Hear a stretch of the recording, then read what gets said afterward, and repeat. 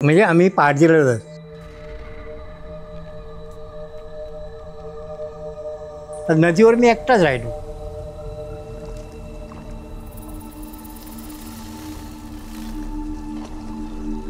आणि मला एक असं म्हणजे चकचक चक करत असं पाण्यावर तो दिसे.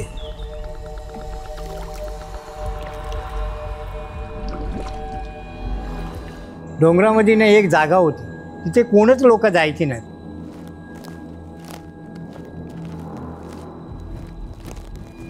रात्री 12 साडेबाराच्या दरम्यान तर मला असं एक भास सोहळा झाला की कोणतरी इथे आहे. मी थोडा वेळ जरा घाबरल्यासारखा मी उभा राहिलो आणि बघितलं ती एकदम उंच झाली.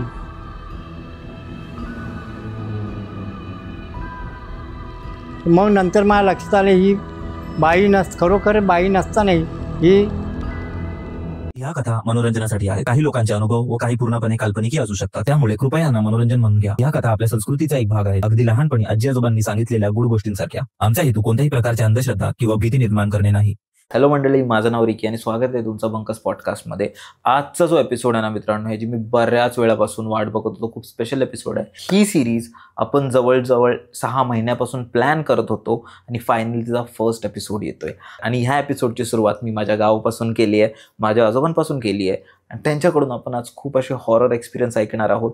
तुम्हाला खूप मजा येणार आहे. शेवटपर्यंत राहा आणि सबस्क्राईब करा. तुम्ही सबस्क्राईब नाही करतात, सबस्क्राईब करा. आणि स्पॉटिफायवरही ऐका आपल्याला. तुम्ही आपल्या फेसबुकवर फॉलो करू शकता. आणि जर तुमच्याकडे अशा कोणत्या गोष्टी असतील, डिस्क्रिप्शनमध्ये एक गुगल फॉर्मची लिंक असेल, ती नक्की भरा आणि आपण सोबत पॉडकास्ट करू. बाबा, तुमच्याकडे कोणते अनुभव आहेत आणि तुम्ही आज कोणते अनुभव सांगणार आहात? माझं नाव जनार्दन दामू धाडवे. बऱ्याच वर्षे मी गावी होतो, शेती वगैरे करायचो. तर आमची गुरं होती. गुरं आली नाही म्हणून मी वडिलांना सांगितलं गुरांना घेऊन ये. आणि ही कधीची गोष्ट आहे? 1980मध्ये. 80चं पकडू आपण. बरं. कमीत कमीत रात्री 12 साडेबाराच्या दरम्यान गुरांना बघायसाठी जंगलामध्ये गेलो. तर मला असं एक भास सोहळा झाला की कोणतरी इथे आहे, कोणतरी आहे असं मला एक भास झाला. तर मी बघतोय ते एक बाईची आकृती मला दिसली. मी थोडा वेळ जरा घाबरल्यासारखा मी उभा राहिलो आणि बघितलं ती एकदम उंच झाली. उंच झाल्यानंतर तिने हात लांब केले आणि तिचे केस वगैरे एकदम लांब होते, हातपाय एकदम लांब होते. मग नंतर मला लक्षात आलं ही बाई खरोखर बाई नसताना ही जकीन म्हणून म्हणतात, ही जकीन आहे. आणि अशी कुंपण होती, त्या कुंपणीतून ती काय काढत होती त्यासाठी मी उभा राहिलो होतो. पण नंतर मग ती अचानक गायब झाली. थोडा वेळ मी डचकलो, गुरांना घेतली आणि घरी आलो. तुम्ही पण जॉब करून कंटाळला आहात. रील्स टाकता पण व्ह्यूज येत नाही, कॉन्टेंट टाकता पण बिझनेसला कस्टमर मिळत नाही. ही समस्या हजारो क्रिएटर्स आणि बिझनेस ओनर्स सोबत होते, कारण स्ट्रॅटेजी नसते. इंस्टाग्रामवर काय पोस्ट करायचं, अल्गोरिदम कसं वापरायचं, स्टोरी टेलिंगनी ऑडियन्सला कस्टमरमध्ये कसं बदलायचं हे कोणीच शिकवत नाही. म्हणूनच आपण सुरू केलंय एक फ्री मास्टर क्लास, जो येत्या 21 सप्टेंबरला रविवारी. त्यात आपण बरंच काही शिकणार आहोत. जसं फॉर एक्झाम्पल असं म्हणतात की हॅशटॅग वापरल्याने रील व्हायरल जातो. पण जर मी तुम्हाला हे सांगितलं की हॅशटॅगच मेन कारण आहे तुमच्या रील्सला व्ह्यूज मिळत नाही, तर तुम्ही पण शॉक व्हाल ना. तर असे बरेच टिप्स आणि ट्रिक्स आहेत जे आपल्या व्हिडिओला 0 to व्हायरल करायला मदत करतात, आणि तेच आपण ह्या मास्टर क्लासमध्ये शिकणार आहोत. तर आता रजिस्टर करा. डिस्क्रिप्शनमध्ये गुगल फॉर्मची लिंक आहे, ती आता भरा आणि आपण भेटूया मास्टर क्लासला. आणि बाबा, अजून एक तुम्ही गोष्ट सांगणार होता तुमच्या मित्राची घडलेली इथे, तर ती कोणती गोष्ट होती? ही गोष्ट अशी होती, माझ्या शाळेतलाच मित्र. तर शाळेतला मित्र असल्यामुळे आमची भरपूर दोस्ती होती. भरपूर दोस्ती असताना त्याचं लग्न झालं होतं. तर त्यांचं काय घरात वाद थोडा निर्माण झाला होता. वाद निर्माण झाल्यानंतर ती रागाने माहेरी गेली. त्याची बायको माहेरी गेली. 2-3 दिवस त्यांनी वाट पाहिली, ती आली नाही. म्हणून तो आणायसाठी गेला. आणायसाठी गेल्यानंतर तिथं पण वाद निर्माण झाला. तर निर्माण झाल्यानंतर कमीत कमी 8-8:30 वाजले होते. तो तिला म्हणे चल, पण तिचे आई वडील तिला पाठवायला तयार नव्हते. शेवटी तो 8:30च्या दरम्यान तो यायला निघाला घरी. त्याच्या घरी परत. त्याच्या घरी यायला रात्री निघाला. 8:30 वाजता. हां 8-8:30च्या वाजता तो यायला निघाला. येता येता रस्त्यामध्ये येताना बरंच लांब असल्यामुळे मध्येच खड्डा म्हणून म्हणजे एक जंगल असावं, झाडे भरपूर होती तिथे, म्हणजे लोक भियायची. लोक भियायच्या नंतर तो पण जरा डचाकला, पण शेवटी तो आला. पर्याय नव्हता त्याला. पर्याय नव्हता म्हणून रात्रीचा टाईम असल्यामुळे त्याला काही पर्याय नव्हता.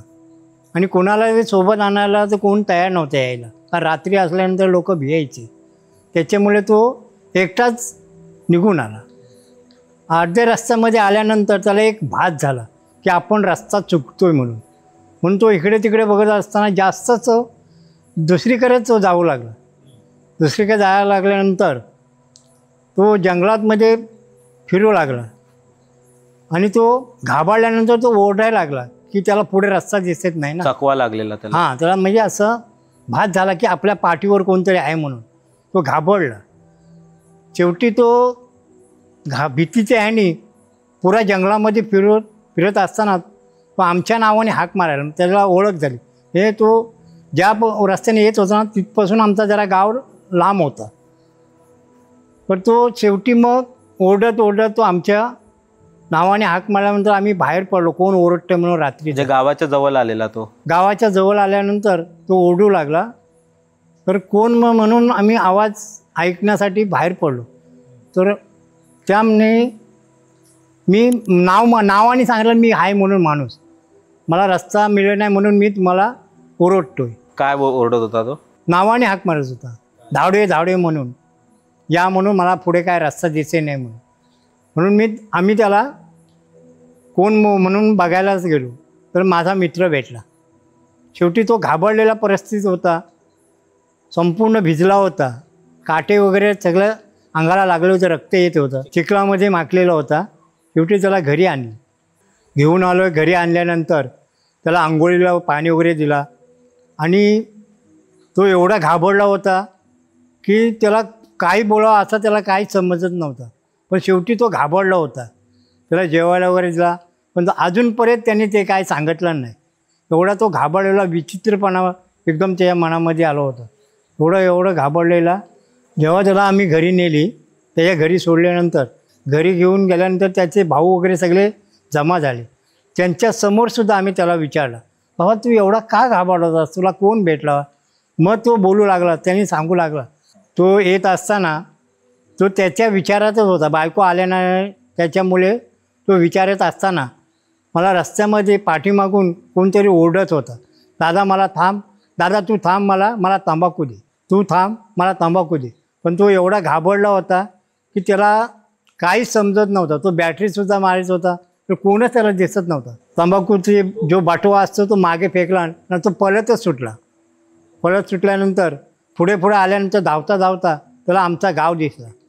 गावाच्या जवळ आल्यानंतर, गाव दिसल्यानंतर त्याने आवाज दिला आमच्या नावाने, धाडवे म्हणून असा आवाज दिला. तेव्हा कोण ओरडते म्हणून आम्ही बघायला गेलो. बघितल्यानंतर बघतो तर एवढा घाबरला होता तो. पण तेव्हा त्याला भरपूर आम्ही विचारला, तरी पण तो काहीच बोलला नाही. त्याला आंघोळी वगैरे दिली, जेवण वगैरे त्याचा जेवण दिला, नंतर त्याच्या घरी घेऊन गेलो. ही गोष्ट कमीत कमी 1990ची होती. भाऊ राहत असल्यामुळे तिथे कामाला, आम्ही पण तिथे राहायला जायचो, झोपायला वगैरे जायचो. कुठे? ताडदेवला. मुंबईला. तर ताडदेवला राहता मी पण तिथे मी काम पकडला, गाड्या धुवायला सुरुवात केली. तिथे मी गाड्या धुवायला लागलो. एक दिवशी असं झालं, रात्री 12 ते 12:30च्या दरम्यान ज्यावेळेला सेठ घरी गेला त्यावेळी जातावेळी सांगून गेला की गाडी आज बाहेर जाणार आहे, तर तू रात्री धुवून कंप्लीट करून ठेव, मी रात्री 2 वाजता येऊन गाडी घेऊन जाईन. त्याच्यामुळे मी 12 ते 12:30 वाजता मी गाडी धुवायला गेलो. तर नळामध्ये जात असताना एक मोठा टीप होता.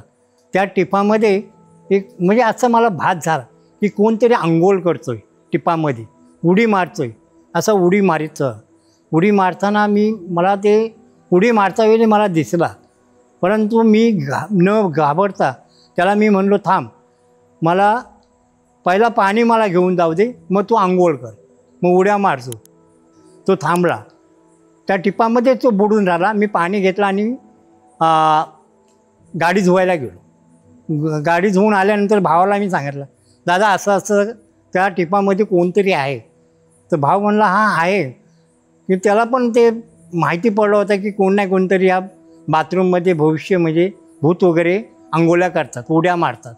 तर त्याला सांगितल्यानंतर तो म्हणला हां बरोबर आहे, तो भविष्य भूत नेहमी अमावस्याला किंवा असा पौर्णिमाचा टाईम धरून तो नेहमी असतो.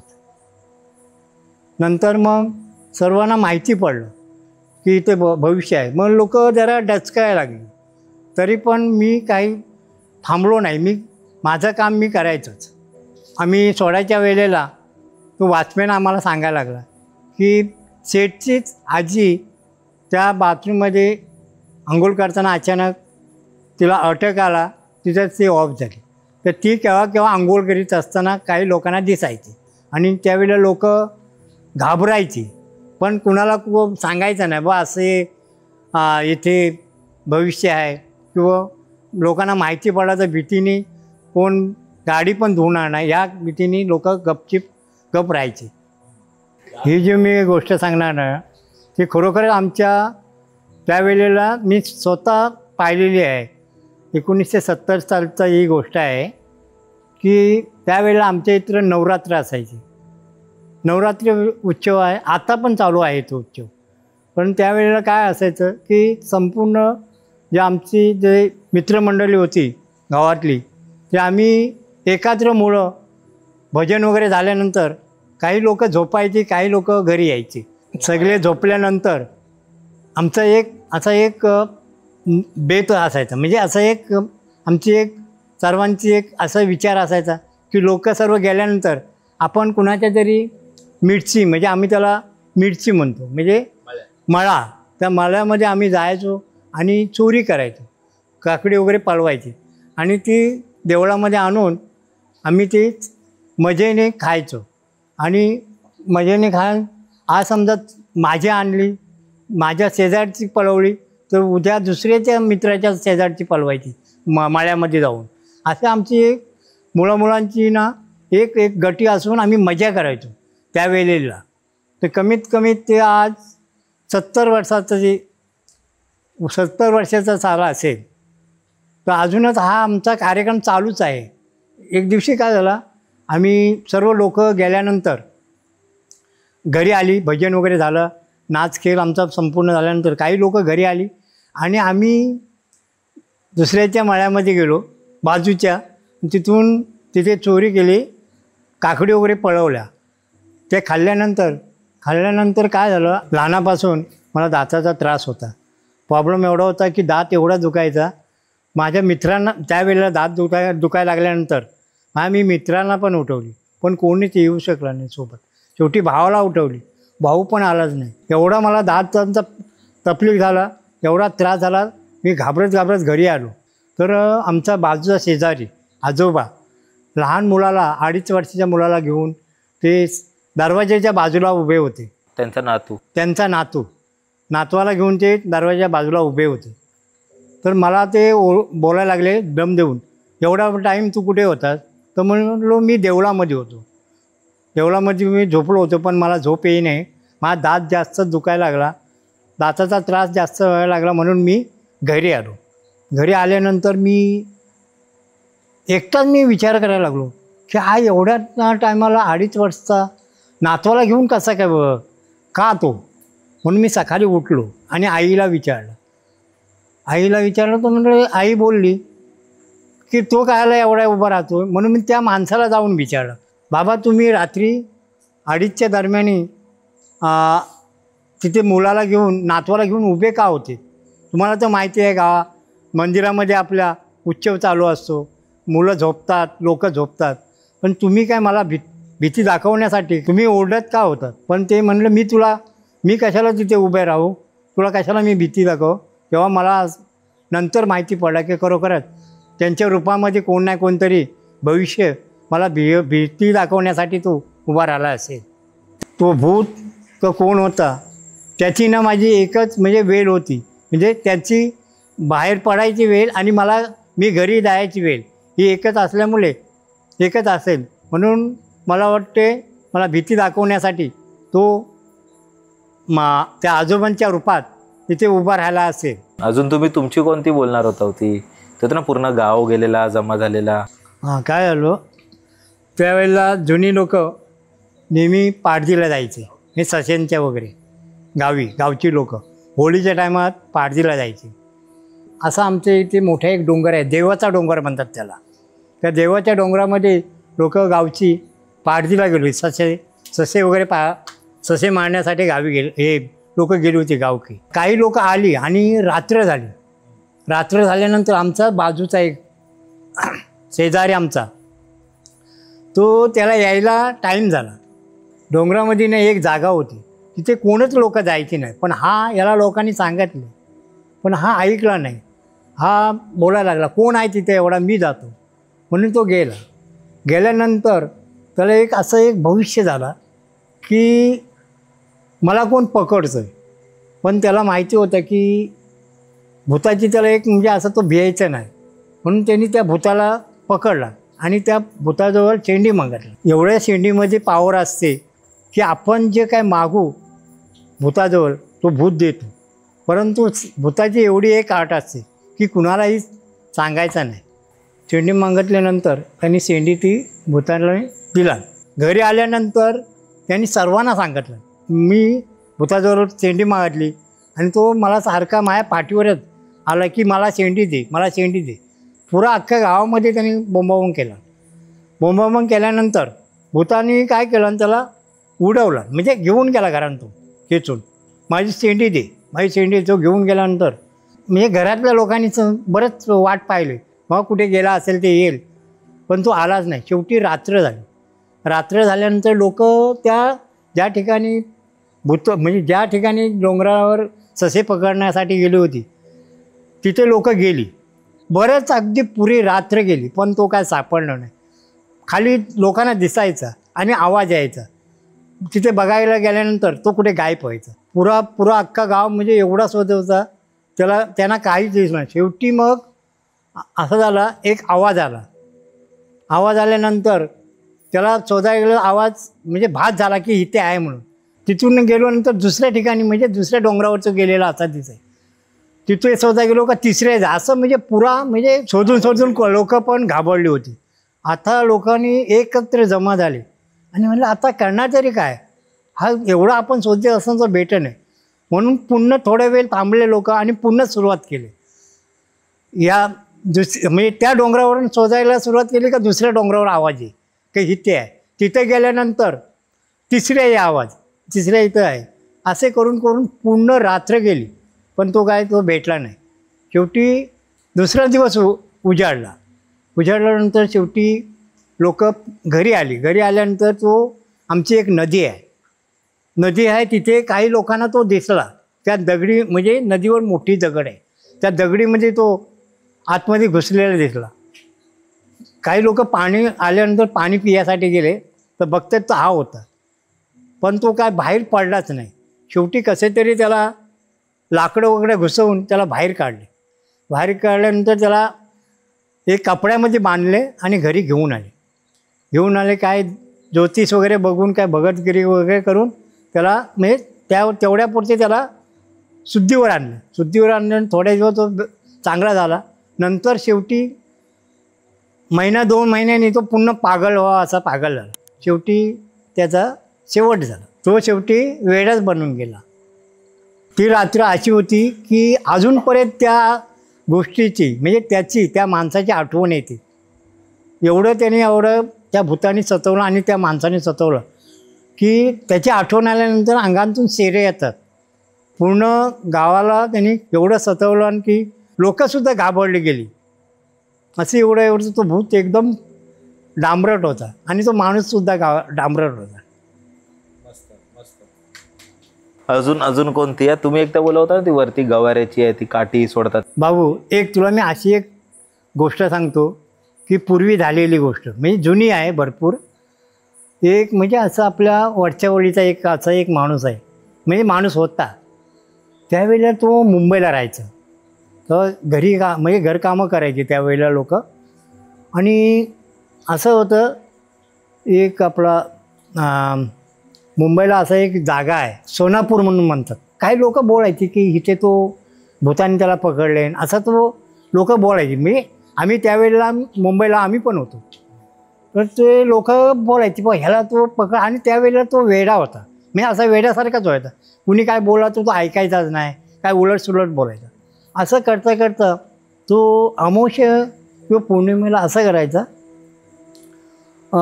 जास्तच तो भडकायचा, म्हणजे असं एकदम विचित्रपणा. तर असं करता करता ना अमावस्येच्या टायमाला त्याला तिथून म्हणजे भूताने उडवलं, म्हणजे भविष्याने त्याला उडवलं, गायब केला. हां, गायब केलं. गायब केल्यानंतर आम्ही म्हणजे लोकांनी भरपूर त्याला शोधले. मुंबईला भरपूर शोधले, तरी पण तो काय भेटला नाही. काही दिवसांनी म्हणजे काय 1-2 दिवसांनी असं माहिती पडलं की तो गावी गेले. पण आम्ही विचार करतो हा गावी गेला कसा. त्याचे पैसे नव्हते, काय नव्हते, म्हणजे कपडेच फक्त साधे कपडे होते, पॅन्ट आणि शर्ट होता, आणि त्याच्याकडे पैसेसुद्धा नव्हते. थोड्या दिवसांनी असं माहिती पडलं तो गावी गेल्यानंतर एक आमची नदी आहे, मोठी नदी आहे. तर त्यावेळेला काय होतं, आमच्या म्हणजे जुन्या त्यावेळेला आमच्या गावामध्ये नळ वगैरे नव्हते. लोक काय नदीवरूनच पाणी आणायचे. म्हणजे बाई माणसं कमीत कमी रात्री 8-9 वाजेपर्यंत पाणी नदीवरून घेऊन यायचे. तर असं झालं, काही बाईंनी म्हणजे बाई लोकांनी त्याला पाहिल्यानंतर तो डायरेक्ट मुंबईवरून आला, तो डायरेक्ट नदीवरच गेला. तर काही लोकांनी त्याची पण म्हणजे मिसेस म्हणजे त्याची बायको पाण्यावर गेली होती. तर काही बायका म्हणे, अगं तू इथं पाण्यावर आलीस आणि तुझा मुंबईवाला घरी आहे. म्हटलं ते घरी येतील ते मला काय भेटणार नाही. म्हणजे तिला पण असं वाटलं की मला ह्या माझ्या मस्करी करते, म्हणजे काहीतरी ठट्टा करते, असं तर तिला भास झाला. म्हणजे त्याच्या बायकोला म्हणजे मिसेसला भास झाल्यानंतर ती म्हणजे ते आलं तरी पण ते घरीच येणार, शेवटी जाणार कुठे. नदीवर कसे जाणार, म्हणजे नदीवर कशाला येणार. शेवटी काय झालं की घरी आल्यानंतर बघते तर तो नव्हता. ती म्हणले नाही कोण लोकांनी म्हणजे लोकांनी म्हणजे बायकांनी माझ्या मैत्रिणींनी माझी मस्करी केली असेल. म्हणजे ती एक असं तिला भात झाला, फसवलं मला. आणि त्यावेळेला काय ठट्टा मस्करी करायच्या ना बाई, म्हणजे मैत्रिणी म्हणजे टाईमपास म्हणजे मस्करी करायची. तिला वाटलं नाही कोण हे काय मस्करी मला बोलले असतील किंवा मला राग यावा म्हणून असं काय बोलले असतील. त्यावेळेला जुनी लोक काय करायची की नदीवर कलिंग म्हणतात ना, कलिंगड असं मळा करायची. परंतु मळ करायची. काही लोक आदिवासी लोक चोरी करायची. 2-4 दिवस त्या मळवाल्यांचं चोरी व्हायला लागली. चोरी व्हायला लागल्यानंतर ते लोक काय काही लोक तिथे झोपायला जायचे आणि काही लोक मागून जेवण घेऊन जायचे राहणाऱ्या लोकांचं. म्हणजे तिकडचं हे करायला, म्हणजे जेवण तिथे राखण्यासाठी राखण करायला, राखण करायला त्यांचं जेवण घेऊन जायचे. जेवण घेऊन जायचे, मग ते जेवायचे. जेवल्यानंतर त्यावेळेला काय हात वगैरे धुवायला नदीवर जायचे. म्हणजे त्याला भविष्याने जे घेऊन आला भविष्य तिथून गायब केला, म्हणजे उडवला. म्हणजे तिथून त्या माणसाला घेऊन आला तो भविष्य घेऊन आल्यानंतर लोक विचार कर हा मुंबईवरून तो आला तरी कसा, आणि एसटी नव्हती, मी हा आला तरी कसा. काही लोक असे विचार करत. आणि 2 दिवस त्या मळ्यामध्ये चोरी व्हायची. चोरी व्हायल्यानंतर एक दिवशी काय झालं की आता कोण चोर येतं म्हणून ते लोकांनी पारा ठेवलं की कोण नाही कोणतरी आपण झोपायचा निमित्त घेऊ आणि कोण नाही कोणतरी चोर येईल, मग त्याला पकडू. ते जेवलं वगैरे. जेवल्यानंतर 1 जून काय वाटतं हात धुवायला गेला नदीवर. हात धुवायला गेल्यानंतर त्यांना ते दिसण्यात आला की हातमध्ये कोणतरी आहे म्हणून, हात चोर आहे म्हणून. हा चोर म्हणजे येऊन लपला. आपण झोपल्यानंतर तो चोरी करून कलिंगडा घेऊन जाईल. तर काय लोकांनी काय केलं, त्याला बघितलं तर बॅटरी मारलं तर बघतो तर अरे म्हणलं हा मुंबईला आणि हा इथे कसा काय चोरी करायला आला, म्हणून ते बाहेर पडत नाही म्हणून त्यानं काय केलं, लोकांनी लाकडं आणलं, लाकडं मोठी, आणि असे म्हणजे त्या बाहेर पडायसाठी त्याला मारत. तो कुठे लपून बसलेला मोठी दगड होती, एक दगड आता नाही तिथे, आता विहीर झाली, पाण्याची विहीर बांधलेली आहे. त्यावेळेला ती म्हणजे मोठी दगड होती, थोडी खोल होती, म्हणजे आतमध्ये माणूस झोपला अशी जागा होती. पण त्या भूतानी ना त्याला एकदम अशी गुरगटून आतमध्ये भरला नव्हती, आणि लोक काठीनी त्याला बाहेर काढायला बघत होते, पण तो काय बाहेर ये नाही, भविष्य असला म्हणजे तो बाहेर निघे नाही. शेवटी तो आतमध्ये घुसे. असं करता करता त्यांचा एक भाऊ मुंबईवरून त्याला शोधून तो मुंबईवरून गावी आला होता. त्याला लोकांनी येऊन तिथून, म्हणजे ते राखणदार होते कलिंगवाले, ते घरी येऊन सांगायला लागले, बाबा असा असा तुझा भाव आहे तिथे त्या दगडीमध्ये खेळलेला आहे.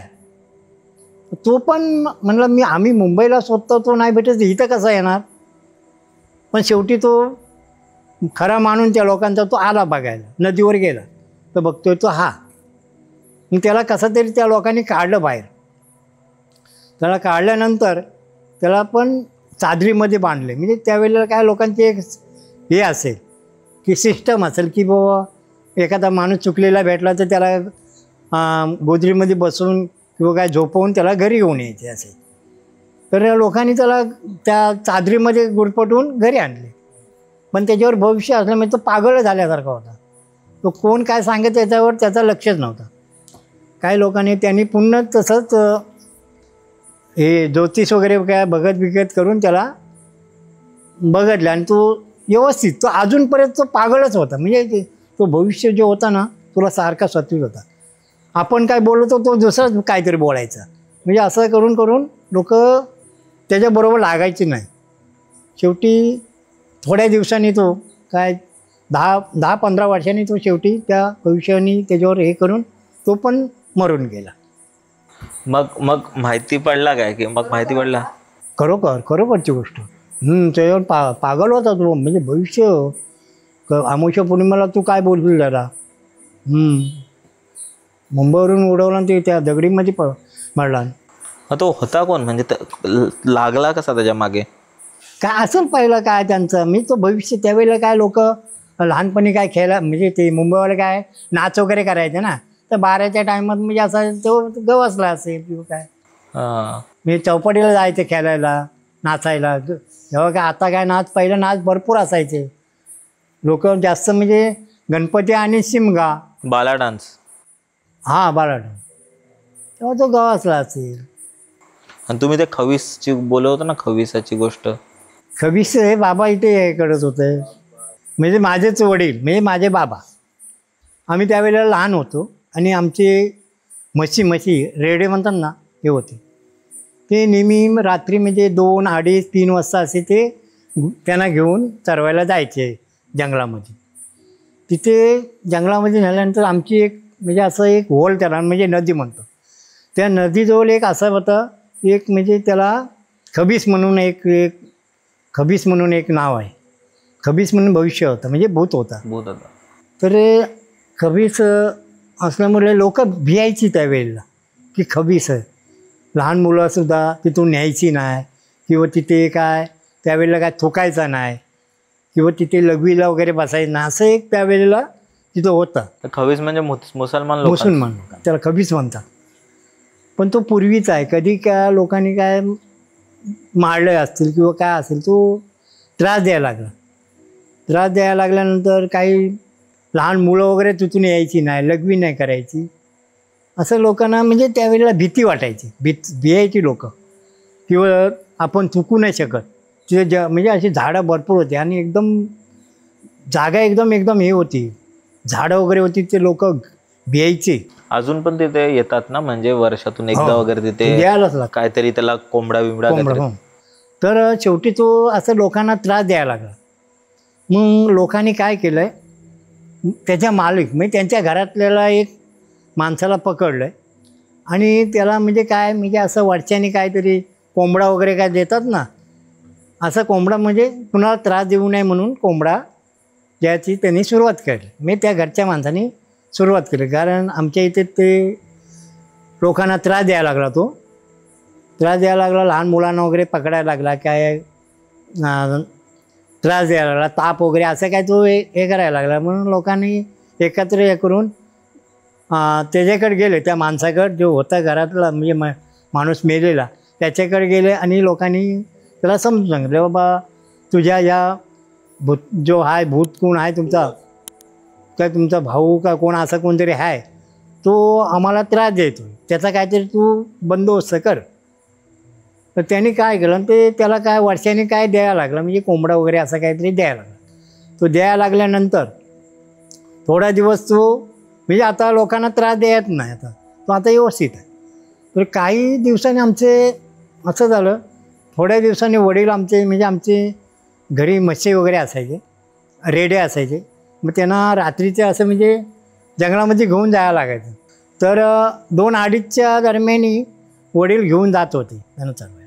तर ते असं झालं, अमावस्या का पौर्णिमा ह्या अंदाजाने त्याची म्हणजे यायची फेरी आणि आमचे वडील म्हणजे रेडे घेऊन जायचे.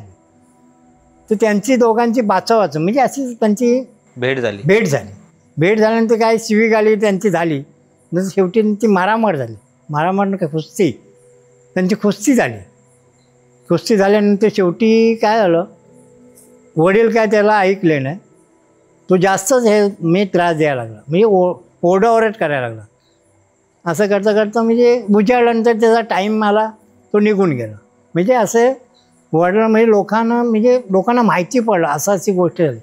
पुरा अख्खा गावामध्ये बाजार म्हणजे सगळे लोक बोलायला लागली, हे रात्री कुस्ती झाली होती असं लोक बोलायला लागली. त्यावेळेला मग घरी वडील येऊन आम्हाला सांगायला लागलं, बा असा रात्री झाला, तिथे जाऊ नका. बापरे. मग सकाळी तो निघून गेला. म्हणजे 4-5च्या दरम्यान निघून गेला. आणि आपल्या इकडे अशी पण वरती कुठेतरी जागा आहे ना, जिकडे तो राखणदार गवारी बोलतो ना आपण, त्याला काठी टाकायला लागतं, तिथं काठी ठेवून यायला लागतं. ती काय आहे तिथं? म्हणजे गवारी म्हणजे असं आहे, आपण पण आता आपण देत नाही म्हणून, गुरं असल्यानंतर ते हे नारळ वगैरे द्यायला लागतं, त्याच्या नावाने नारळ द्यायचं, पुन्हा काठी ठेवायला. आता काठी ठेवायला जंगलामध्ये कोण वर जातो. पूर्वीचा जो गवारी म्हणून एक म्हणजे असं होता राखणदार, तो अचानक म्हणजे काय त्याला जंगलामध्ये काय झाला, तो मेला तिथे. पण तो काय म्हणजे गवारी म्हणजे सर्व लोकांचा तो हे होता की गुरं जंगलामध्ये गेल्यानंतर तो राखून मी सांभाळायचा आणि तो गवाऱ्याला पण तो सांभाळायचा. पण तो काय करायचा, तिथे गेल्यानंतर त्याची एक जागा आहे, ती जाल म्हणतो आपण, तर करवंदीची जाल आहे. तिथे ना आपण गवाऱ्याने ना आपण जो जाईल तो तिथे काठी ठेवी आणि त्याला सांगायचं, बाबा माझी गुरं सांभाळून घरी घेऊन ये किंवा मला घरी ने. तर तो लोक अजून ते प्रथा चालूच आहे. तर अजून लोक जातात काठी वगैरे. आणि आपल्या इथे ना संपूर्ण म्हणजे आता पूर्वी त्याला नारळ द्यायचे इथून घरांतून, म्हणजे असं वाड्यांतून द्यायचे, आपल्या गुरांचं व्यवस्थित राहावे म्हणून नारळ द्यायचे, आपण पण द्यायचो. पण आता बंद झालं. असे लोक देतात नारळ गवारी. आणि तो कधी कधी आपल्या इथून पण जातो, गावांतून पण जातो तो रात्री. तर आपली म्हणजे जुन्या घराची तो दरवाजा ठोकून जायचा. तुम्ही बघितलं त्याला? म्हणजे अजून आवाज येतो, म्हणजे असा कधी अमावस्या पूर्ण कधीतरी असा आवाज येतो दरवाजाचा, ठोकतो 2 वेळा, असा ठोका मारता निघून जातो. पण येताना मात्र पाय वाजतात बोटाचे, फाट करून जातो वर. बाबू एक घरातली गोष्ट आहे, मी सांगतो तुला. माझी चुलती म्हणजे काकी आणि तुझी पंजोबी म्हणजे आपल्याच घरातली. तर काय झालं, आजोबा म्हणजे तुझा आजोबा, माझे काका, आपली शेती म्हणजे बरंच लांब म्हणजे डोंगरामध्ये शेती होती. आणि त्यावेळेला काय होतं, नागपंचमी होती. नागपंचमी असल्यानंतर ते शेतावर जात असताना त्यांना नागोबा होता. तर रस्त्यामध्ये भेटल्यानंतर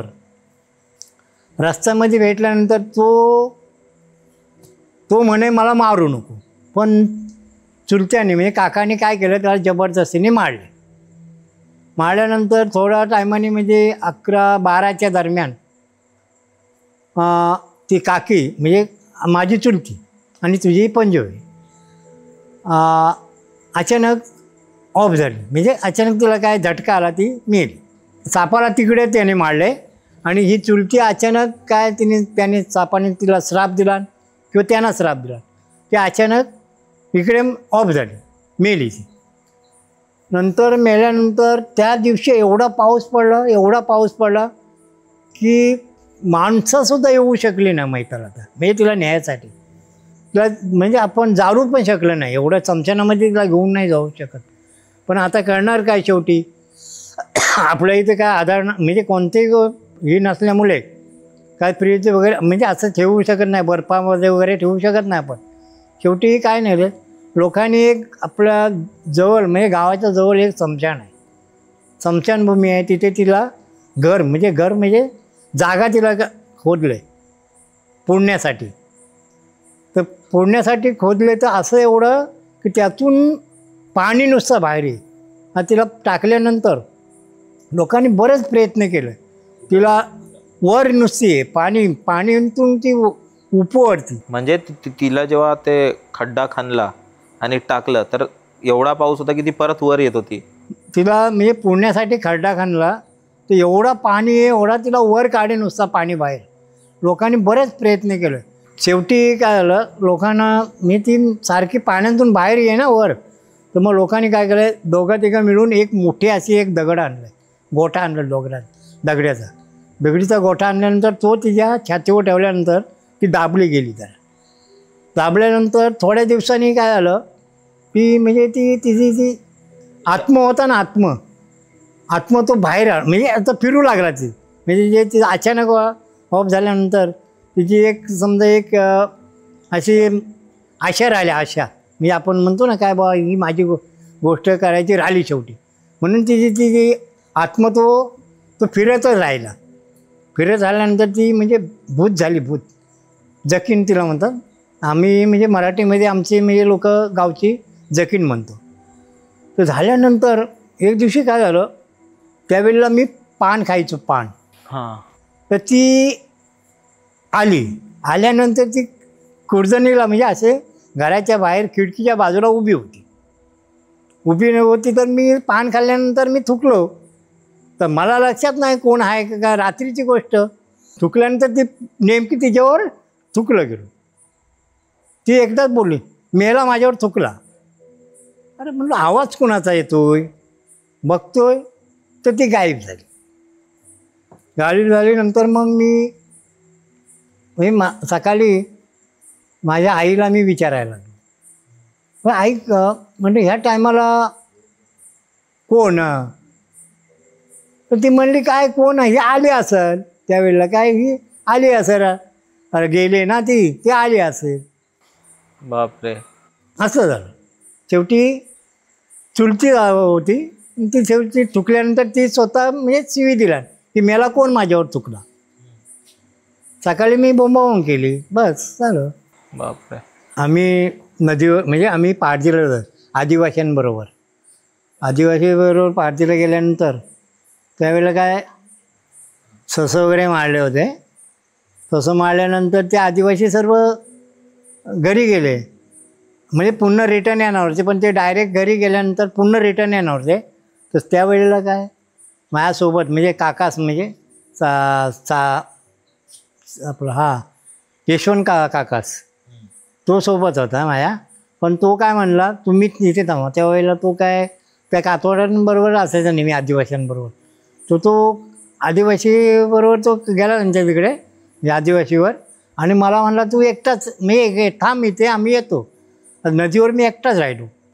नदीवर एकटा राहिल्यानंतर म्हणजे मला पण असं काहीतरीच म्हणजे असं एकट्याला एवढी नदी आहे ना, आणि चैन डोब त्याला म्हणतो. चांदणा म्हणजे फुल पडलेला चांदणा फुल. आणि मला एक असं म्हणजे भासवय की सफेद कपडे घालून एकदम म्हणजे सफेद म्हणजे एकदम चकचक करत असं, पण पाण्यावरचं दिसे. पण बघतोय आता लांब म्हणजे लांब दिसे तो. मी त्या आपली म्हणजे अशी एक पाणी खाली पाणी पडतो धोदानी म्हणतो आम्ही त्याला, तिथे मी राहिलेला बसलेला. त्या लोकांची वाट बघत, म्हणजे आदिवासी आता येतील म्हणून असे यांनी मी बसलो होतो. तर माझं लक्ष ना म्हणजे असं त्याला खोरी म्हणतात, खोरी. हे नदीमध्ये असे लोक जुनी खोरी म्हणतात, म्हणजे तिथे मासे मारायचे. मासे पाऊस कमी आल्यानंतर, पाणी कमी आल्यानंतर मासे मारायचे, म्हणून त्याला खोरी म्हणतो. मग तिकडे माझं लक्ष गेलं, म्हणजे असं बघायला लागलो मी.